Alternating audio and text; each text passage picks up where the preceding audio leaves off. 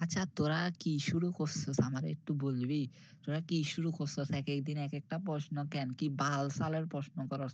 তোরা চোদানির ফুয়া তোদের কি আল্লাহ ঘুম দেয় নাই? চোখের মধ্যে কি ঘুম দেয় নাই? তোরা কি শুরু করছস? হ্যাঁ? কি আমারে ইনবক্স আইসা কি মেনশন দেস যে হ্যাঁ? তোরা আবার কি প্রশ্ন জিজ্ঞেস করস?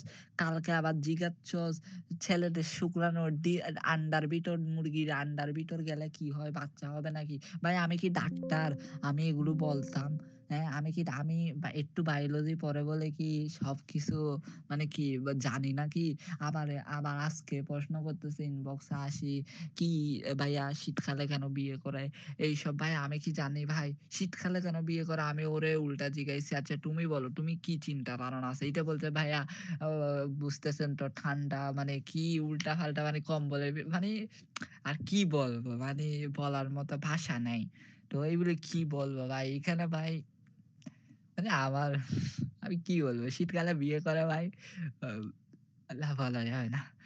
না। এমনি বায়োলজিক্যাল কিছু মানে ফ্যাক্ট আছে এখানে। কিন্তু ভাই তোমরা যেরকম চিন্তা করো শীতকালে মানে কি ঠান্ডা মানে কম্বলের ভিতরে একসাথে এগুলা না কিন্তু অন্য টার্ম আছে, অন্য ফ্যাক্ট আছে। তোমরা উল্টা-পাল্টা কেন কোয়েশ্চেন করো ভাই? ছেলেরা হইলে একটা কথা কিন্তু মেয়েরা কেন করতেছো ভাই?